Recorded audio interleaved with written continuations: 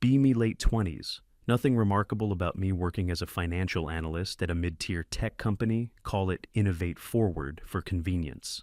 I'm wired for structure, numbers lining up, systems behaving, everything adding up the way it should. The type who double-checks every figure until it feels airtight. Not because I love it, it's just how my brain operates. My routine is simple: show up, handle my workload, get paid, disappear, no ambition to play office politics or chase titles, just aiming for something steady. Maybe a modest place of my own. Eventually my job is to look at spreadsheets all day. And honestly, I'm fine with that. Numbers don't lie, they don't have emotions, they just are what they are. My company, on the other hand, is all about emotions. The office looks like someone's idea of a progressive utopia, posters on the wall with slogans like "Diversity is our strength" and "Question authority." Kind of ironic, considering our CEO, Helen, is the ultimate authority and doesn't like being questioned. Helen is a minor celebrity in the business world. She's on magazine covers, gives talks, and her whole brand is built around being a girl boss. She's the face of modern corporate feminism. Her LinkedIn is a non-stop stream of articles about shattering glass ceilings and the importance of female leadership. She talks a lot about toxic masculinity in the workplace. We have monthly all-hands meetings where she'll spend half the time talking about company performance and the other half talking about social issues. It always circles back to how Innovate Forward is leading the charge against the old patriarchal ways of doing business. Most of us just nod along. It's part of the job.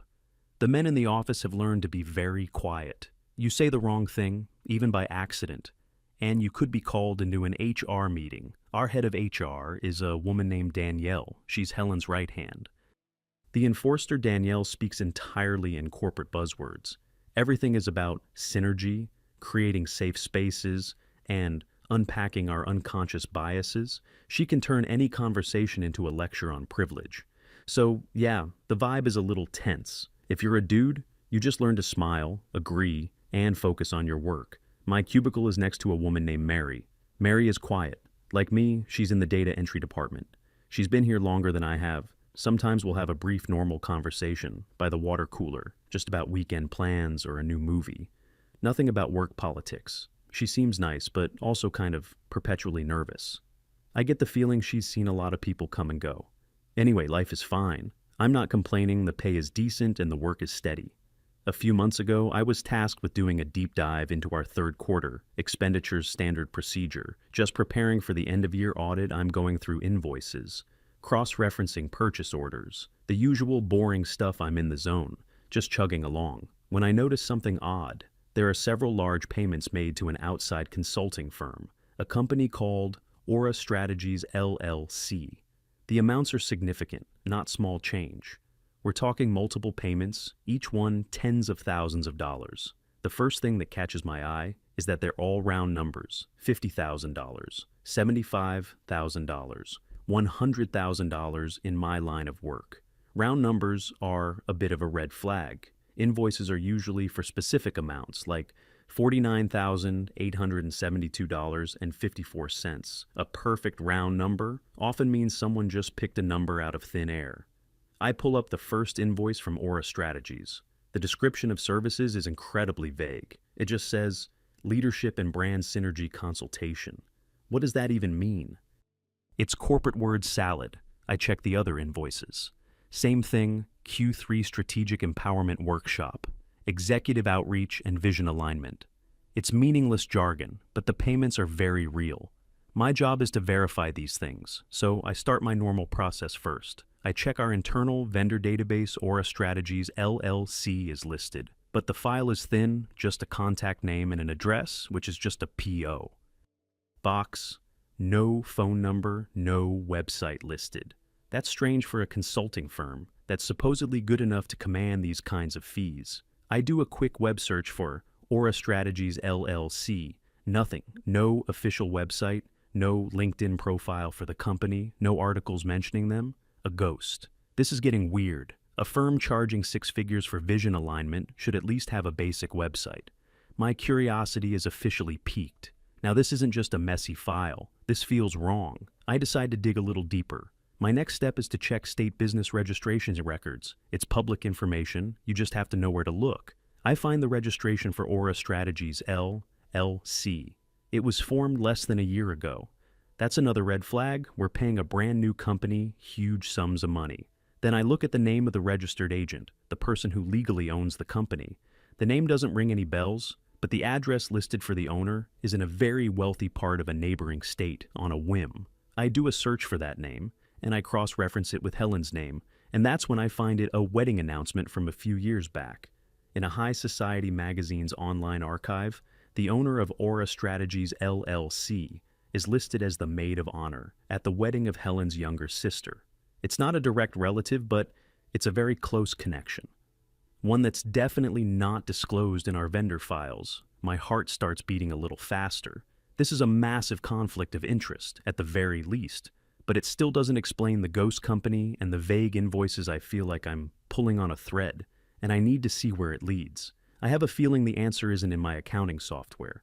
I remember all those magazine interviews Helen has done. She has a very public social media presence. She's always posting photos from galas, charity events, and exotic vacations, always talking about her girl boss lifestyle.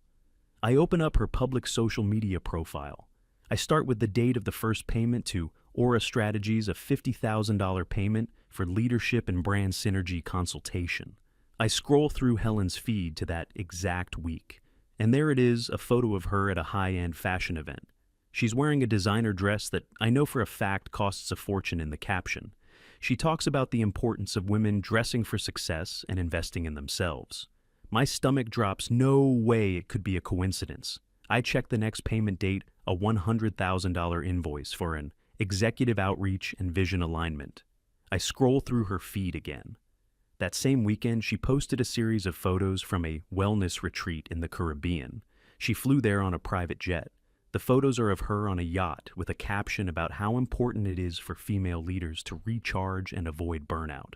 I feel sick. I spend the rest of the night going through every single payment to Aura Strategies. Every single one lines up perfectly with a major luxury purchase or an extravagant trip that Helen posted about online.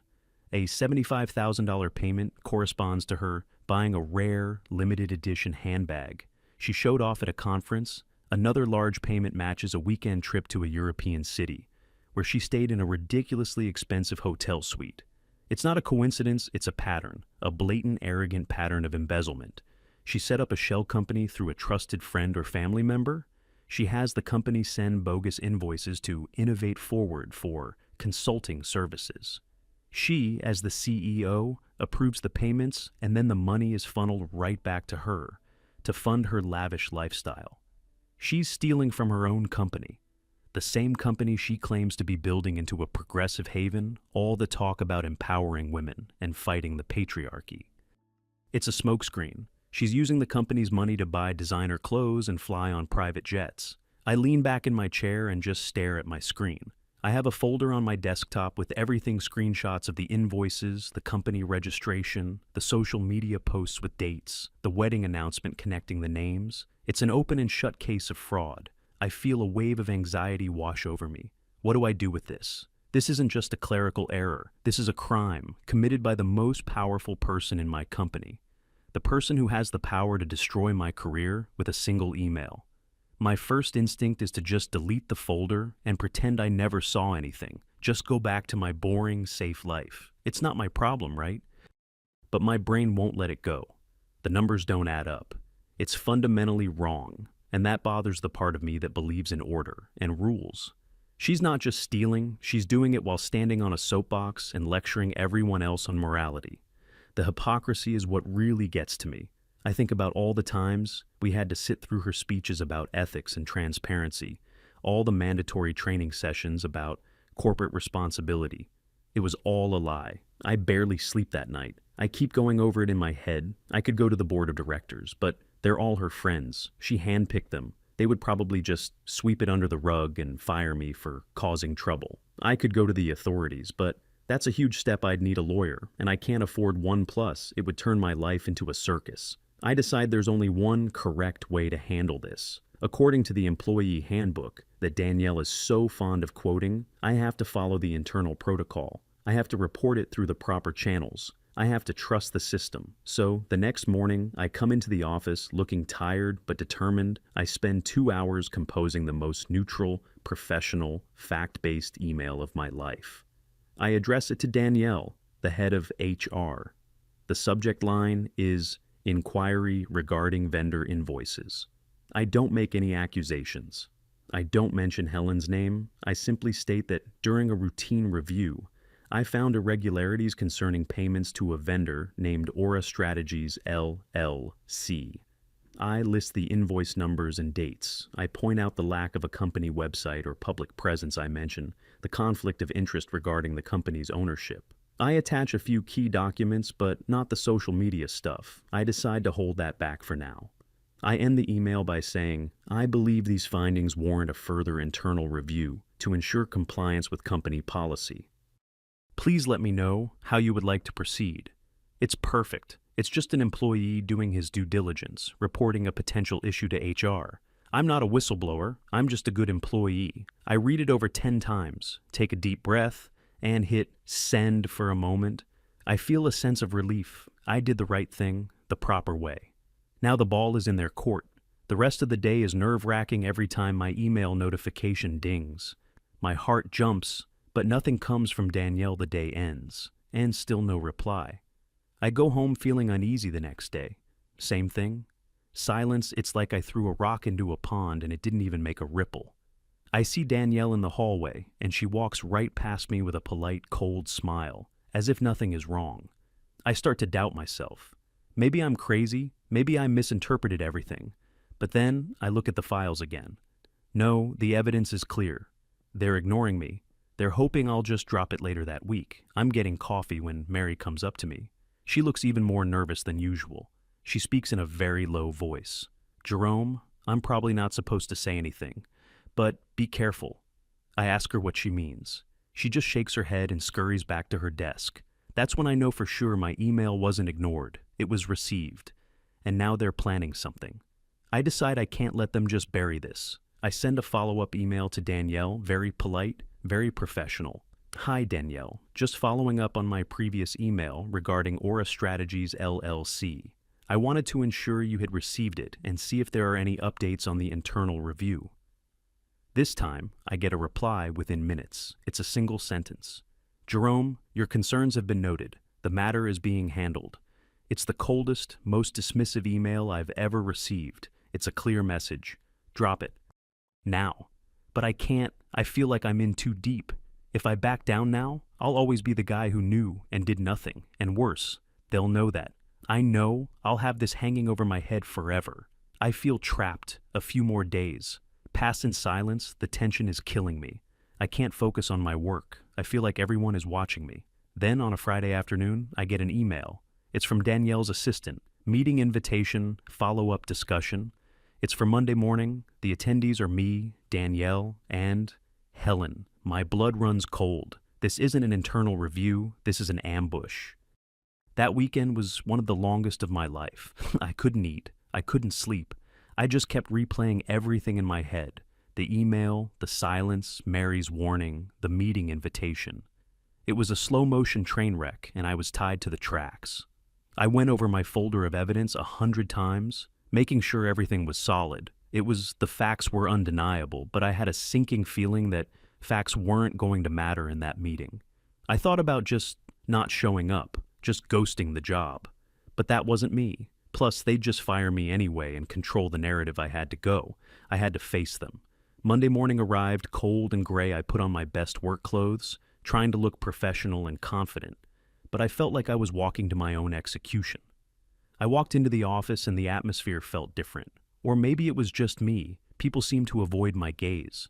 I got to the top floor where the executive offices were. The air up there is always different, quieter, more expensive.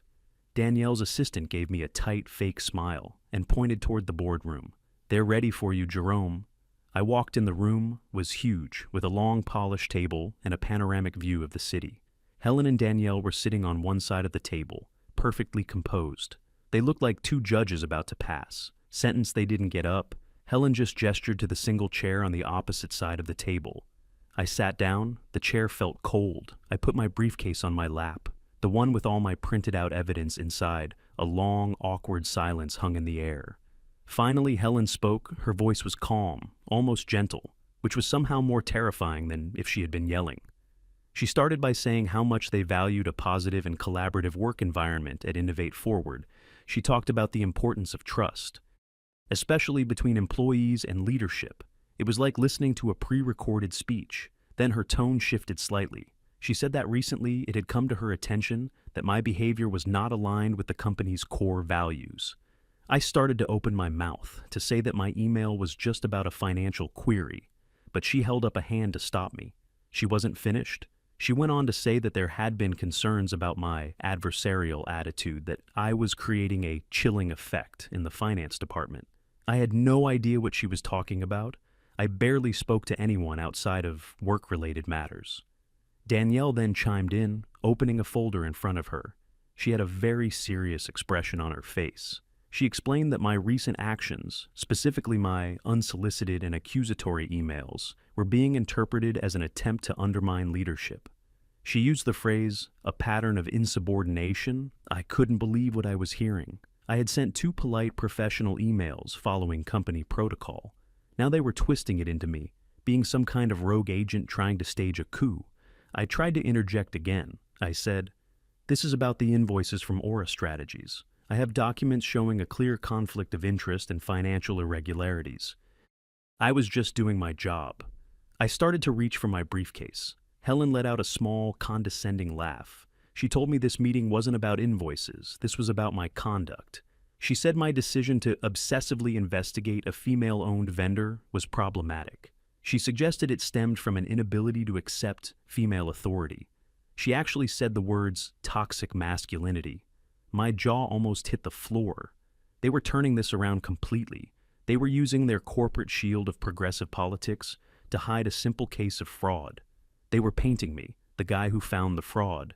As the villain, Danielle added that my fixation on the CEO's personal life, by which she must have meant my connecting the payments to the social media posts, was a violation of privacy and created an unsafe work environment for Helen.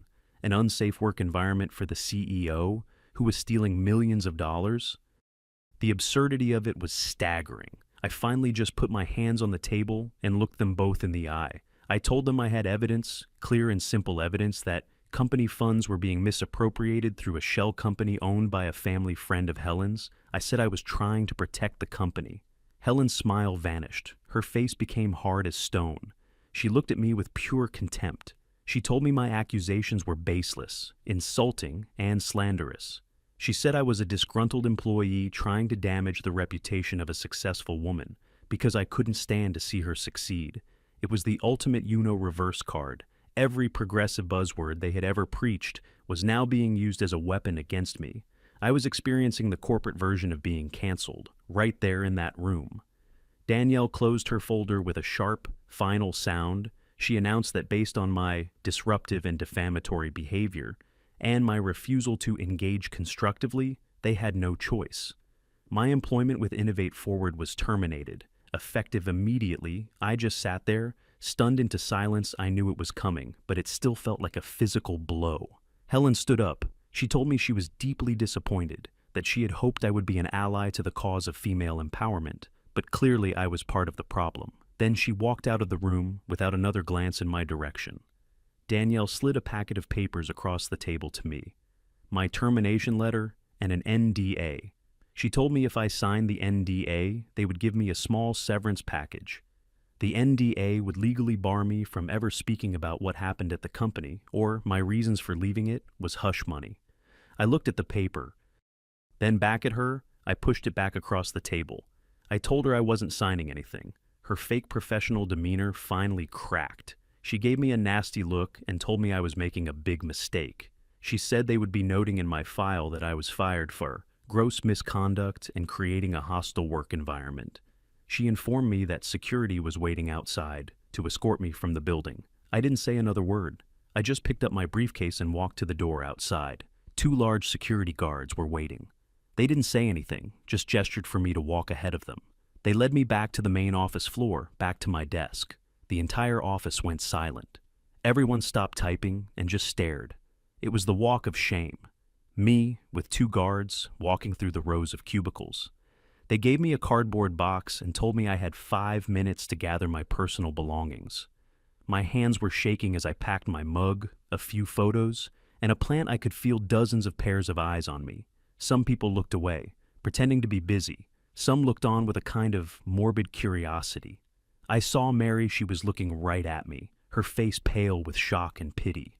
Our eyes met for a second, and then she quickly looked down at her keyboard like she was afraid of being associated with me. I didn't blame her. She had a job to protect in that moment. I felt completely and utterly alone. The guards walked me to the elevator, rode down with me, and escorted me all the way to the front door of the building. One of them held the door open for me. Then I was outside, standing on the pavement in the middle of a Monday, holding a cardboard box. It was over. I was jobless, disgraced, and powerless. The next few weeks were a blur of depression and anxiety.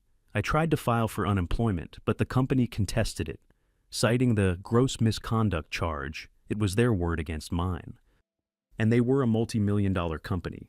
My claim was denied. My savings started to dwindle fast. I polished up my resume and started applying for other analyst jobs. I sent out dozens of applications. Most of them got no response. A few sent back, automated rejection emails. I finally got an interview with another tech firm. It went really well. The hiring manager seemed to like me. He said my skills were exactly what they were looking for. He said they just needed to do a final reference check with my previous employer. My heart sank a week later. I got an email from them. After careful consideration, we have decided to move forward with other candidates. I knew exactly what had happened. Danielle had given me a reference. She had poisoned the well.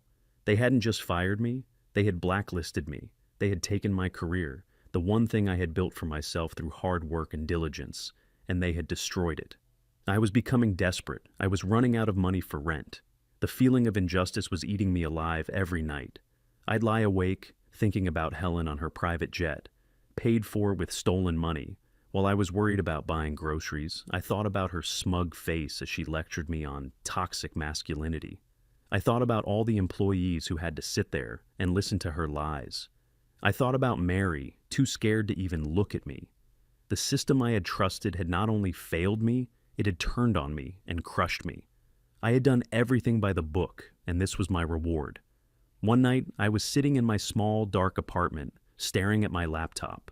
The only thing I had left from that job was the folder on my desktop, the one with all the proof, evidence_innovate_forward.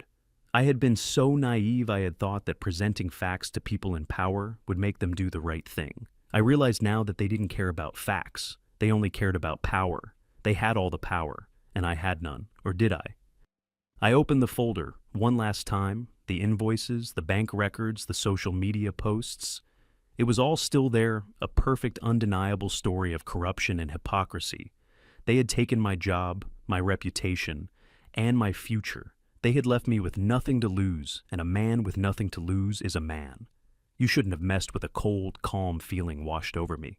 It wasn't anger anymore. It was something else. It was resolve. If the official channels wouldn't deliver justice, then I would find another way. I couldn't go to the mainstream media. They loved Helen. They'd probably just bury the story to protect her. I needed to go somewhere that didn't care about protecting the powerful, somewhere that loved to tear down hypocrites. I opened a new browser tab. I went to a notorious online forum, a place known for chaos and unfiltered truth. I created a new, anonymous account. I took all my files and put them into a single, encrypted zip folder. I uploaded it to an anonymous file hosting site. Then I started a new thread. I wrote it in the simple, direct style of the forum, no emotion, just facts. It was the only voice I had left. My post was simple. I didn't write a long sob story. I just laid it out. Green text style, be me. Former financial analyst at a woke tech company. You've probably heard of my ex-CEO, Helen. She's in magazines. Talks about empowering women 24/7, found out she was embezzling millions from the company used a shell corp owned by a relative to fund her luxury lifestyle. Private jets, designer clothes, the works, all while the company froze our salaries citing market conditions, did the right thing. Reported it to HR with concrete evidence, got dragged into a meeting with her and the HR head, Danielle. They didn't even look at my evidence instead. They accused me of being a sexist trying to undermine female leadership, fired me for creating a hostile work environment. Security marched me out of the building like a criminal. They blacklisted me, can't find another job. They took everything from me, so I'm giving this to you. Here's the zip file with everything. Invoices, bank transfers, social media, posts with matching dates, company registration docs. Her hypocrisy needs to see the light of day. Do what you do best. I pasted the link to the anonymous file download at the bottom. I stared at the screen for a full minute, my finger hovering over the submit button. This was it. No going back, I clicked it. The thread was live for a few minutes. Nothing happened. I felt a pang of fear, thinking it would just get buried and ignored. Then the first reply came in, pics or it didn't happen. Then another, downloading the files now, this better be good. A few more minutes passed, and then the floodgates opened. The first person to get through the files posted, "Holy, it's all real." The dates on the invoices match her vacation posts perfectly. Suddenly the thread exploded. People were digging through the documents like digital archaeologists. They were faster and more thorough than I ever could have been alone. Someone found the shell company owner's social media and discovered she was also on that Caribbean trip with Helen. Another user did a deep dive on Innovate Forward's public financials and found other questionable expenses. I had missed they turned it into a game, a collective investigation. They created memes, putting Helen's quotes about smashing the patriarchy next to a receipt for a $20,000 handbag. The thread was moving so fast I could barely keep up. It was the most chaotic, beautiful thing I had ever seen. A hive mind of anonymous strangers all working together to expose a lie. I stayed up all night, just watching it unfold. By the next morning, my little forum post had escaped its containment. Someone had written a summary and posted it on a bigger, more mainstream social news site from there. It caught the attention of a blogger. He wasn't from a major newspaper. He was an independent journalist who specialized in corporate corruption, the kind of guy who wasn't afraid to get his hands dirty. He wrote a long, detailed article, citing my anonymous post and verifying the key pieces of evidence from the zip file. He gave the story the perfect explosive headline: Innovate Forward's feminist CEO accused of embezzlement by whistleblower. She fired for toxic masculinity. That headline was gasoline on a fire. The article went viral. It was shared thousands, then tens of thousands of times. The story was no longer confined to the dark corners of the internet. It was everywhere. I saw it being discussed on major social media. Platforms hashtags started trending. Hashtag fraud, feminist, hashtag InnovateGate. Helen's carefully crafted public image began to crumble. In real time, her most recent posts were flooded with comments from thousands of people demanding answers, calling her a hypocrite and a thief. Mainstream news outlets, the same ones that had put her on their magazine covers, could no longer ignore the story at first. They reported on it cautiously as online allegations. Innovate Forward's PR department issued a statement. It was full of the usual corporate doublespeak. They called the allegations baseless and malicious, a smear campaign orchestrated by a disgruntled former employee. They said they had full confidence in their CEO's leadership and integrity. It was a huge mistake. Their denial just made people angrier. The independent journalist published a follow-up article, fact-checking their statement and showing how it contradicted the evidence in the leaked files. Now the company looked like they were part of the cover-up. The pressure started to mount. A few big-name investors started putting out statements expressing their deep concern. A major client announced they were suspending their partnership with Innovate Forward, pending an investigation. The house of cards was starting to fall. I watched it all from my apartment, like I was watching a movie. It felt surreal. I wasn't Jerome the unemployed analyst anymore. I was the anonymous source, the ghost in the machine who had started it all a week after my post. The board of directors at Innovate Forward announced they were hiring an independent law firm to conduct a full and thorough review of the allegations. It was a clear sign that Helen had lost their support 2 days later. News broke that she had been placed on an indefinite leave of absence. Danielle was also suspended. The story just kept getting bigger.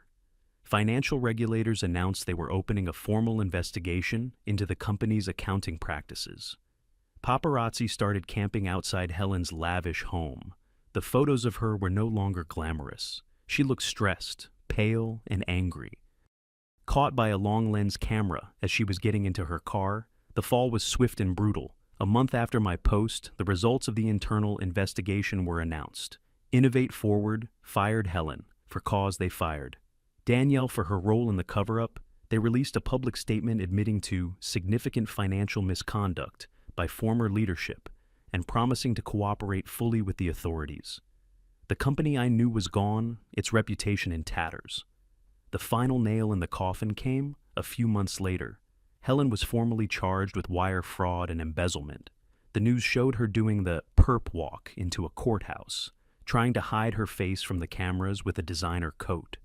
The irony was thick enough to cut with a knife. The woman who built her brand on being a powerful, untouchable girl boss was brought down by a bunch of numbers in a spreadsheet and an anonymous post on the internet. As for me, my life slowly started to get back to normal, with Helen and Danielle gone. And the truth out in the open, my blacklisting was effectively over. I started applying for jobs again this time, when they called for a reference. There was no one there to slander me. I got a job at a smaller, quieter accounting firm. No inspirational posters on the wall. No mandatory social justice seminars. Just people who cared about getting the numbers right. It was perfect one afternoon. I got an email from an unfamiliar address. It was from Mary, my old coworker. She said she was so sorry for what happened to me, and for not speaking up. She said that after I was fired, the atmosphere at the office became even more toxic, and she had quit. A few weeks later, she ended the email by saying, "You were the bravest person in that whole company. You did the right thing." I read her email and felt a sense of peace. I never wanted to be a hero. I never wanted to be a whistleblower. I was just a guy who believed that things should add up. I had been dragged into a fight I didn't ask for, against a system that was designed to protect the powerful and punish the honest. They tried to crush me, to erase me. But in the end, the truth came out not because of some grand moral crusade, but because one person, pushed too far, decided to leak a folder of receipts. I never told anyone. It was me. No one at my new job knows. To them, I'm just Jerome, the quiet guy who's really good with spreadsheets, and I'm okay with that. I didn't get a reward or a parade, but I got something better. I got my life back, and I got to watch justice be served, not in a courtroom drama, but in the chaotic, unfiltered court of public opinion. They thought they had all the power. They were wrong.